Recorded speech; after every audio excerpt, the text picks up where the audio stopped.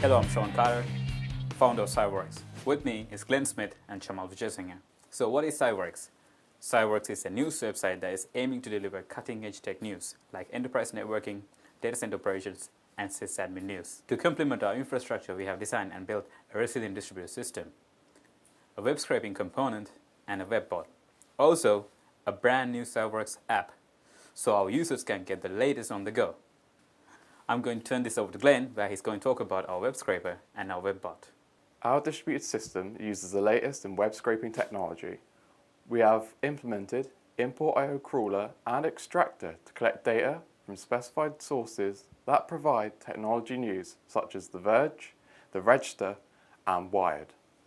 This data is extracted by import.io's scraper, which uses XPaths that we have specified and insert these into columns.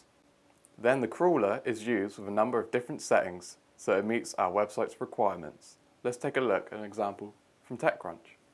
Here is the import.io training interface. This is split into two parts, the web browser and the scraper. We simply browse to a page which we would like to use to train the specific website. For our example, TechCrunch. Now it has automatically picked out the data that we needed because of previous training. As you can see, it's picked out the title, author, content, and image from the site. Create date is different, as it's not shown in the web page, but it is displayed within the meta of the HTML. Here is the XPath for the create date. Here is the main crawl script named TechCrunch, which runs just before midnight every day via a cron job. This writes the date to the template URL and crawl URL into the config file, so it will only return articles with the current date in the page's URL. I also have an authentication config file that holds the keys and the secrets for import.io's API. This is all that's needed for import.io to run the crawl command. The output data from the crawl is then written to a JSON file. The next script, TechCrunch JSON, is then used to manipulate the JSON file. Then convert these 5 fields into a CSV for the ease of importing into a database.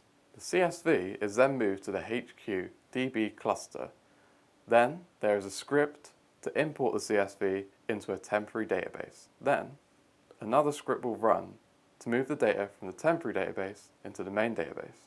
This then removes any columns with no data within it for consistency. Now on to Sean to explain the infrastructure and the database clusters. Okay, now we're going to take a look at our highly available and resilient distributed infrastructure.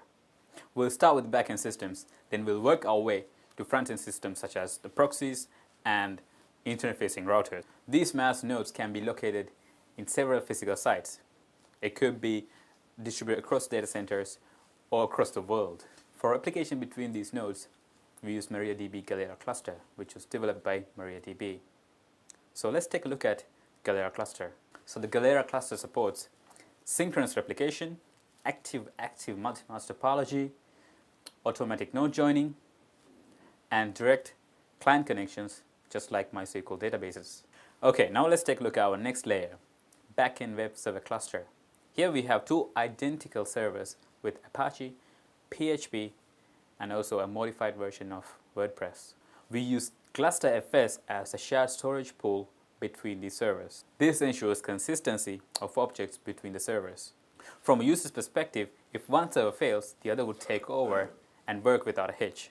So this transparency is crucial to a distributed system like this. Now we are moving to the front-end layers, where we keep our load balancers and our proxies. We use HAProxy as the load balancer for this design.